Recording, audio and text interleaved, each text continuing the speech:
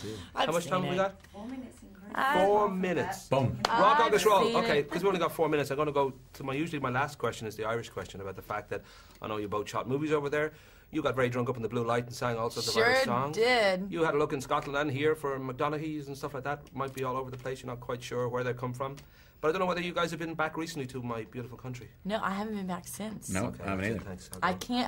I'm out. I can't wait though. I was actually just talking to somebody about that I wanted to go back to Ireland. I never got to go up north. I'd really like to see I made it up Northern north. Ireland. I did. Very interesting up there, man. Very different than Dublin. I had the best time in Ireland. And you know what? I probably, like, the only other location, I would think, well, 3 locations for me. Australia, New Orleans, and Ireland. But I believe that it would probably go Ireland, Australia. No, really, Australia, and then New Orleans in terms of just what happened. That my experience in Ireland was. We should mention the fact that you two seem to have something of a golden couple thing going on, because when you see How to Lose a Guy, cost 50 million, made 177 million, and then you look at this, it cost about 72.5, I think, and it's already made about 70 million in the States, and I'm sure it'll make its 100 beyond and all the rest. Does it feel that there's a kind of situation that you could do this again and again, or? I hope so. I hope Yeah. so. Yeah. It was 5 years from the first one to this one. I mean, now that we've done it twice and it's working, it's kind of becoming, there's a bit of a brand or an expectation. You know, if you like me, you can come to my movies. If you like her, you go to her movies. But us together, so a lot of people come to see that character, of the two of us together. Of course, a movie like this gives you ample opportunity to show off your incredibly beautiful chest. And I don't know whether the fact that it has become kind of a nice... But Nobody could say that about me. Well, you're very, very welcome to show off your chest anytime, Kate. You know what? I don't need to hear it. But this notion that even, say, someone like your friend Matt Damon will do an impersonation on David Letterman, and then you're shown that on a different show, you kind of know it's out there. It's kind of a given that because, like me, you're an incredibly handsome, fit guy, that there's a notion... Oh, baby, I've been doing it all my life. People just finally started recording it, and I'll keep doing it. So the joke will get old, and everyone will get over it, and it won't even be a topic. But I'm not going to quit. Now, I like living in places where I can go around shirtless, and I've been doing that since I was 0. And I ain't quit. Let's get the bongos out now, I think.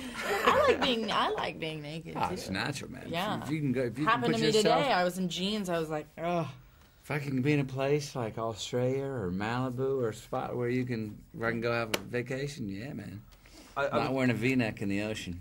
I would think that you guys, like me, are very smart and funky and spiritual and deep and all those things that are important in this life. But I've mentioned this before, and it does strike me that given who you are and the type of people you are, the movies you make are incredibly entertaining and they please an awful lot of people. But I've kind of said this to you before, they're probably not movies that you two would go and see, though. In the sense that if you have your choices about going to see a movie, you'd probably go for subtitles or something, I've said this so many times when people say, like, what's your favorite romantic comedy? Seeing that you make romantic comedies, and I'm like... I don't even know the last romantic comedy that I've seen. What's the last one I've seen? Yeah, see? And it's a weird thing now. But it doesn't say that when I do see them, that I understand what it feels like to see a movie that makes you just feel good.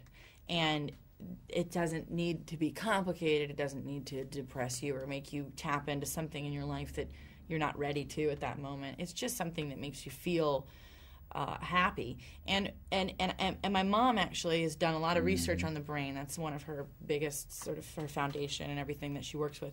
And one of the things that they find is that laughter it connects to the pleasure center of our brain, and it's probably one of the most healing emotions that you could have, and that's scientific. For sure.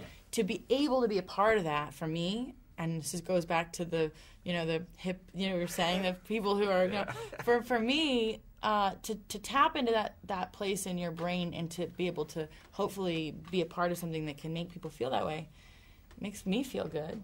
And they're fun to do, man. They're fun to make. And then the guy talks. And then we're all. I think I'm going to be Absolutely. dragged And then there. you're like, yeah, fun. But listen, very nice to meet you again. Yeah. And hopefully you'll make it to Ireland soon. Yeah, I hope Let so. me know, I'll put the kettle on. We'll be ready for you.